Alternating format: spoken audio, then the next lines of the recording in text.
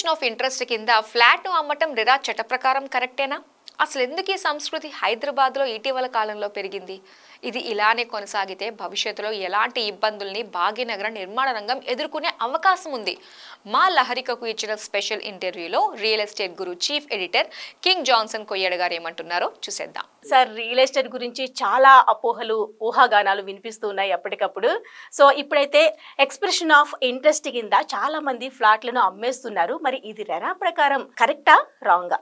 యాక్చువల్గా రెరా చట్టం ఎందుకు వచ్చిందో ఫస్ట్ మనం తెలుసుకోవాలి. ఎవరైతే ప్రాపర్ పర్మిషన్స్ లేకుండా అపార్ట్మెంట్స్ సేల్ చేస్తారో, సో అలాంటి ఇల్లీగల్ ట్రాన్సాక్షన్, ఇల్లీగల్ సేల్స్ని అరికట్టడానికే రెరా చట్టాన్ని గత యూపీఏ ప్రభుత్వం యాక్చువల్గా ప్రపోజ్ చేసింది. సో బీజేపీ గవర్నమెంట్ వచ్చిన తర్వాత దాన్ని ఆచరణలోకి తీసుకొచ్చింది. సో రెరా ఏంటంటే ఏ బిల్డర్ అయినా ఎక్కడ ప్రాజెక్ట్ స్టార్ట్ చేసినా వితౌట్ రెరా పర్మిషన్ ఈ షుడ్ నాట్ సెల్ ఫ్లాట్స్. అచ్చా. రెరా చట్టంలోని సెక్షన్ 3 ప్రకారము ఎవరన్నా అసలు పర్మిషన్స్ లేకుండా కనీసం ఎక్స్ప్రెషన్ ఆఫ్ ఇంట్రెస్ట్ కూడా తీసుకోకూడదు. అంటే ఎక్స్ప్రెషన్ ఆఫ్ ఇంట్రెస్ట్లో కూడా ఫ్లాట్ అమ్మకూడదు అనమాట. So compulsory local bodies permission తీసుకోవాలి, రెరా పర్మిషన్ తీసుకోవాలి, ఆ తర్వాతే సేల్కి పెట్టాలి. కానీ కొంతమంది ఏం చేస్తున్నారంటే ఎక్స్ప్రెషన్ ఆఫ్ ఇంట్రెస్ట్ కింద ఈ మధ్య హైదరాబాద్లో కూడా ఈ ట్రెండ్ స్టార్ట్ అయింది యాక్చువల్గా. సో వాళ్ళు ఏమంటారంటే మేము ఓన్లీ చెక్లే తీసుకుంటున్నాం సార్, డబ్బులు తీసుకోవట్లేదు. రెరా వచ్చిన తర్వాత మేము ఆ చెక్కుల్ని మేము డిపాజిట్ చేస్తాము, కాబట్టి ఇది ఎలా రెరాకు విరుద్ధం అవుతుంది అని కొంతమంది వాదిస్తున్నారు. ముఖ్యంగా అంటే నాట్ ఓన్లీ లోకల్ బిల్డర్స్, మనకి అదర్ స్టేట్స్ నుంచి వచ్చే బిల్డర్స్ కూడా అట్లా వాదన చేస్తూ ఎక్స్ప్రెషన్ ఆఫ్ ఇంట్రెస్ట్ కింద చెక్స్ వసూలు చేస్తున్నారు. అయితే ఇక్కడ గమనించాల్సిన విషయం ఏంటంటే వీళ్ళు చెక్స్ అసలు ఎట్లా తీసుకుంటున్నారు, ఏం చూపెట్టి తీసుకుంటున్నారు? పలానా ఏరియాలో పలానా కంపెనీ పలానా ప్రాజెక్ట్ కడుతుంది, ఇన్ని ఎకరాల్లో ప్రాజెక్ట్ వస్తుంది, ఇన్ని టవర్లు వస్తాయి, ఇన్ని ఫ్లాట్లు కడతారు, ఇప్పుడు రెరా వచ్చిన తర్వాత ఇన్ని 5 సంవత్సరాలలోపు కంప్లీట్ చేస్తారు. సో ఇలా డీటెయిల్స్ అన్ని చెప్పిన తర్వాతే వాళ్ళు ఎక్స్ప్రెషన్ ఆఫ్ ఇంట్రెస్ట్ కింద వాళ్ళు అడ్వాన్స్ చెక్కులు తీసుకుంటున్నారు. సో మరి నువ్వు ఎలా అమ్ముతున్నారు ఫ్లాట్లు? అంటే ఆ ప్రాజెక్ట్ చూపించే ఫ్లాట్ అమ్ముతున్నారు కదా. సో దాన్ని బట్టి ఏంటంటే రెరా చట్టం ప్రకారము మరి నువ్వు అలా చేయొద్దు కదా. రెరా చట్టం ప్రకారము ఎక్స్ప్రెషన్ ఆఫ్ ఇంట్రెస్ట్ కూడా ఇంట్రెస్ట్లో ఫ్లాట్లు సేల్ చేయకూడదు. రెరా చట్టం సెక్షన్ 3 ఏం చెప్తుందంటే you should not sell flats in expression of interest at any cost without taking RERA permission. But ఇక్కడ మన హైదరాబాద్లో నాట్ ఓన్లీ ఇందాక నేను చెప్పినట్టు not only local builders, majority of other state builders are coming to Hyderabad and they are selling flats in expression of interest. So ఇక్కడ ఏం జరుగుతుందంటే మనకి ఇంతకుముందు ఢిల్లీ, నోయిడా, గుర్గాంలో ఏం జరిగిందంటే చాలామంది బిల్డర్స్ ఇట్లాగే జస్ట్ ప్రకటనలు రిలీజ్ చేయడము, డబ్బులు తీసేసుకోవడం, వన్ టైం పేమెంట్ కింద డబ్బులు తీసేసుకోవడం, అట్లా ఛానల్ పార్ట్నర్స్ ద్వారా కొన్ని 100 కోట్లు వసూలు చేసి ఇప్పటికి కూడా చాలా ప్రాజెక్ట్స్ లాంచ్ అవ్వలేదు. సో అందులో కొన్న హోమ్ బయర్స్ అంతా వాళ్ళకి ఏం తెలియదు యాక్చువల్గా. ఎందుకంటే తక్కువలో వస్తుంది, కాస్ట్ తక్కువ అని చెప్పేసి వాళ్ళు ఉన్న డబ్బులన్నీ తీసుకొచ్చి వాళ్ళ చేతిలో పెట్టేశారు. కానీ బిల్డర్ ప్రాజెక్ట్ కట్టకుండా ఉంటాడు, హ్యాండ్ ఓవర్ చేయడు, బిల్డర్ మోసం చేస్తాడు అనే ఆలోచన అప్పట్లో ఎప్పుడు లేదు ఎవరికి, బయ్యర్స్కి. సో వాళ్ళంతా కూడా చాలా ఇబ్బందులు పడ్డారు. సో ఆ ఇబ్బందులను చూసిన తర్వాతే అప్పటి యూపీఏ గవర్నమెంట్ ఈ రెరాని ప్రపోజ్ చేసింది. సో ఇప్పుడు హైదరాబాద్లో కూడా సేమ్ ఢిల్లీలోని గుర్గావ్, నోయిడాలో ఎట్లయితే జరిగిందో అట్లాగే జరుగుతుంది ఇప్పుడు హైదరాబాద్లో. ఓకే, మరి ఎలా తెలుసుకోవాలి సార్? మనం కొనే బయ్యర్ అనేది ఇప్పుడు ఎలా చూస్ చేసుకోవాలి? దాన్ని నమ్మకుండా ఉండాలంటే ముందు జాగ్రత్త చర్యలు ఏమైనా ఉంటాయా? ఇప్పుడు హైదరాబాద్లో ఒక ఏరియాలో ఫర్ ఎగ్జాంపుల్ కోకాపేట్లో ఫ్లాట్ రెరా అప్రూవ్డ్ ప్రాజెక్ట్లో 10,000 నుంచి 12,000 రూపాయలు పర్ ఎస్ఎఫ్టీ ఉందనుకోండి.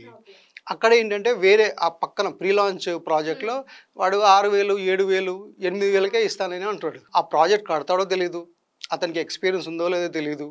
బట్ ఏంటంటే ఆ ప్రైస్ అట్రాక్టివ్గా ఉంది. ఇప్పుడు పర్మిషన్ ఉన్న ప్రాజెక్ట్లో 10,000 పర్ ఎస్ఎఫ్టీ, పర్మిషన్ లేని ప్రాజెక్ట్లో 7,000 పర్ ఎస్ఎఫ్టీ.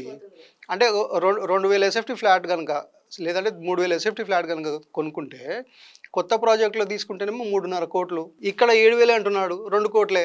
కాబట్టి ఏంటంటే ఆల్మోస్ట్ 1.5 సేవ్ అవుతుంది. కాబట్టి వీళ్ళు ఎక్స్ప్రెషన్ ఆఫ్ ఇంట్రెస్ట్ ప్రాజెక్టులోనో, ప్రీ లాంచ్ ప్రాజెక్టులో లేకుంటే వన్ టైం పేమెంట్ కిందనో కట్టేస్తున్నారు.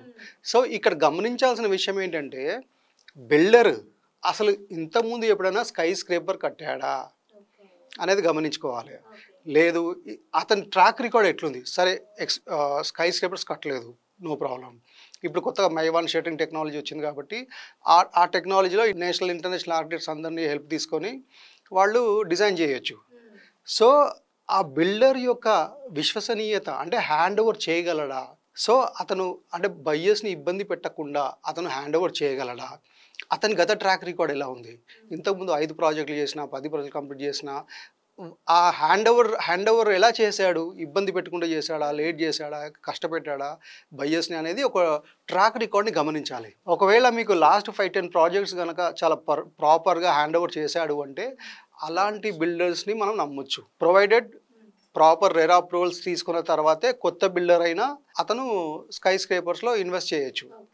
సో ఇవన్నీ ఏం లేవు. ఇప్పుడు ఏంటంటే జస్ట్ మన వాళ్ళు ఏం చేస్తున్నారు, ఓన్లీ రెరా అప్రూవల్ కాదు, రేట్నే చూస్తున్నారు యాక్చువల్గా. అంటే మనకి సగం రేటుకి వస్తుందా, తగ్గుతుంది. అంటే ఇక్కడ బయ్యర్స్లలో కూడా ఆశ, అత్యాశ, దురాశ. ఆశ ఉండడం తప్పులేదు, అత్యాశకు పోవద్దు, దురాశకు అసలే పోవద్దు.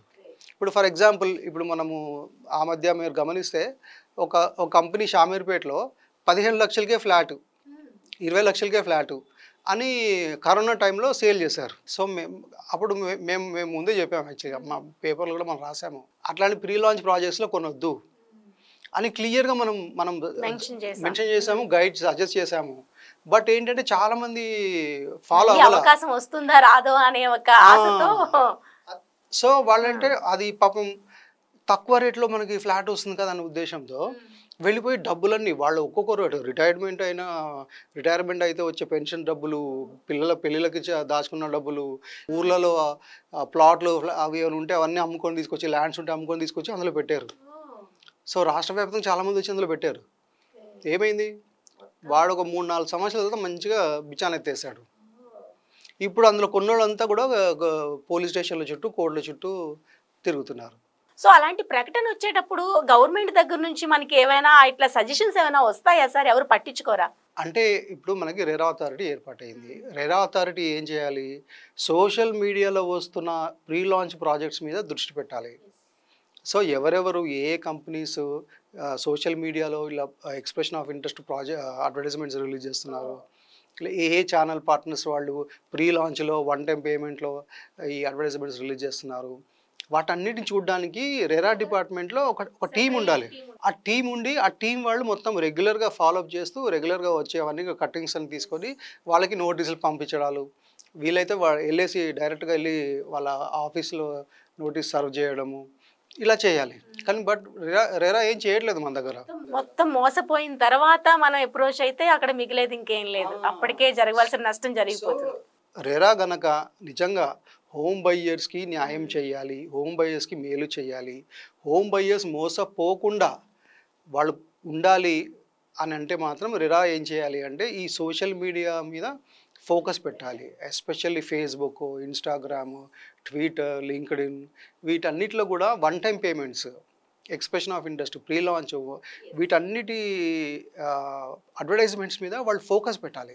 అలాగనే ప్రజల్లో కూడా ఎంతో కొంత అవగాహన రావాలి కదా సార్. ప్రజల్లో రావాలి అంటే వాళ్ళు ఎటువంటి అంశాలను దృష్టిలో పెట్టుకోవాలంటారు? అంటే ప్రజల్లో అవగాహన రావాలంటే ప్రజలు ఎప్పటికన్నా మీకు ఇప్పుడు మన హైదరాబాద్ మార్కెట్ ఎలా ఉంది, 2018లో మియాపూర్లో 4,000కి ఫ్లాట్ వచ్చేది, కానీ ఇప్పుడు చూస్తే 7,500, 8,000 అంటే డబుల్ అయిపోయింది. కోకాపేటలో 6,000, 7,000కి వచ్చేది, ఇప్పుడు 10 నుంచి 12,000 వరకు ఉంది. సో ఇట్లా మీకు రేట్స్ డబుల్ అయ్యేసరికి ఏమైపోయిందంటే అఫోర్డబిలిటీ అనేది తగ్గిపోయింది.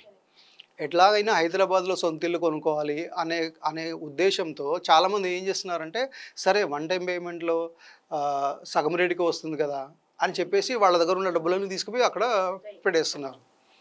వాడు హ్యాండ్ ఓవర్ చేయకపోతే అప్పుడు తెలుస్తుంది మోసపోయామని తెలుస్తుంది. సో ఇక్కడ నేను ఇందాక చెప్పినట్లు ఆశ, అత్యాశ, దురాశ. అయితే ఆశ ఉంది వీళ్ళందరిలో, ఒక హాఫ్ రేట్కి వస్తుంది కదా అనే ఆశ.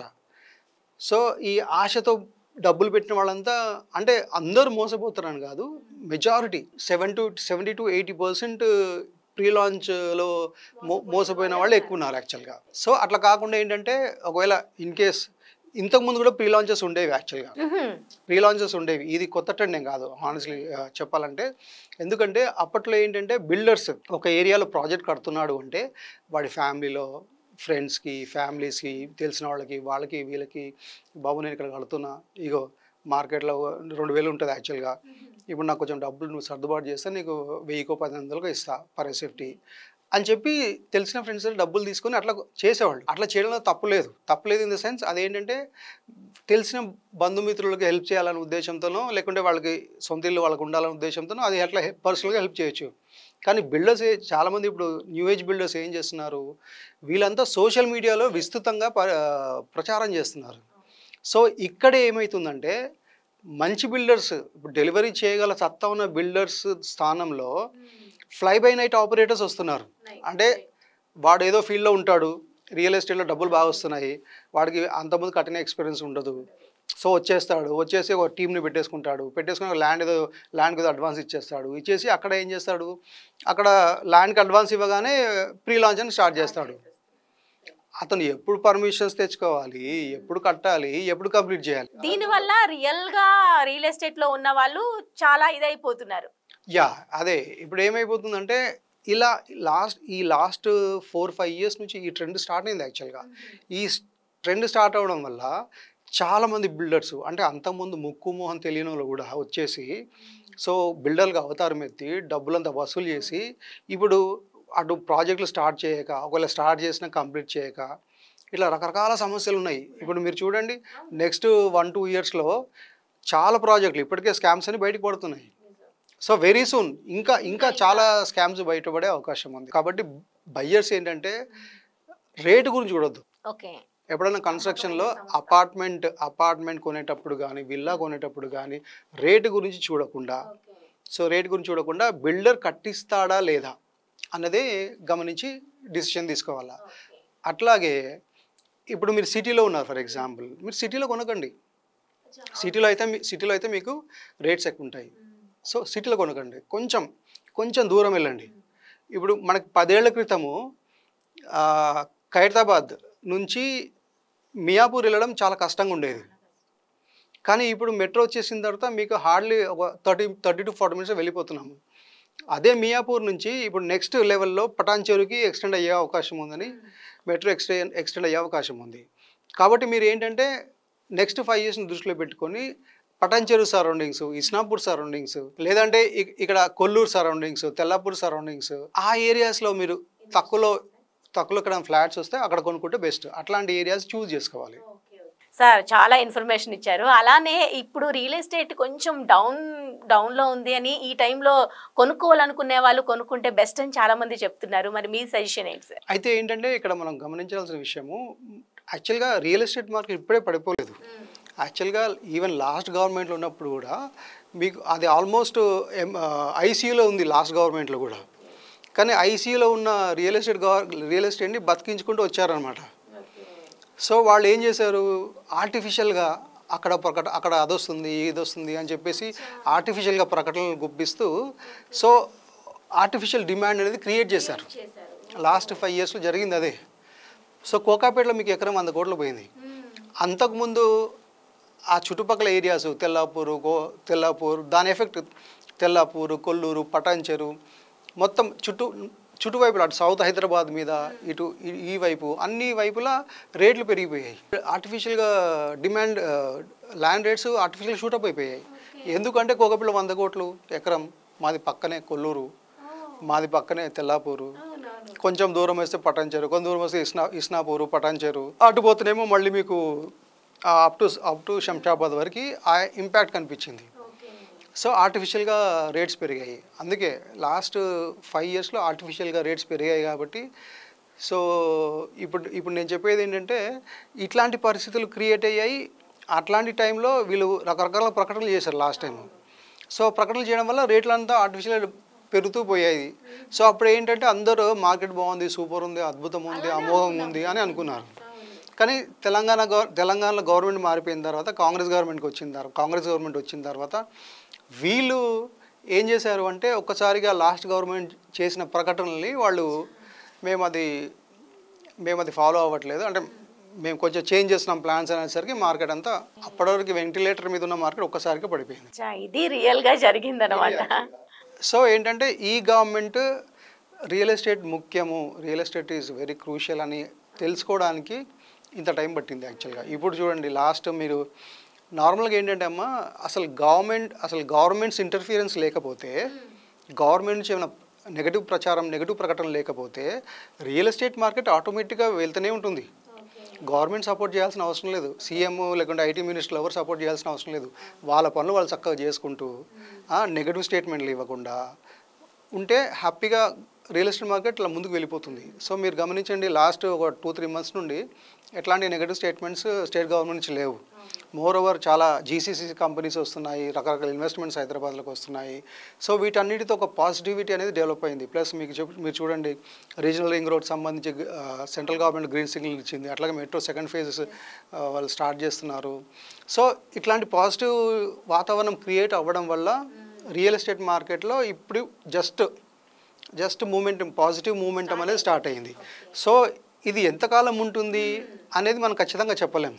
ఎందుకంటే పొరపాటున మళ్ళీ గవర్నమెంట్ వచ్చేసి మేము అక్కడ కూల్ చేస్తాము, ఇక్కడ కూల్ చేస్తాము అని హైడ్రాని చూపించో ఇంకేదో చూపించే నెగటివ్ స్టేట్మెంట్స్ ఇచ్చారనుకోండి, మళ్ళీ మార్కెట్ మొదటికి వస్తుంది. సో కాబట్టి government has to be very careful regarding their statements, regarding their announcements, regarding their actions.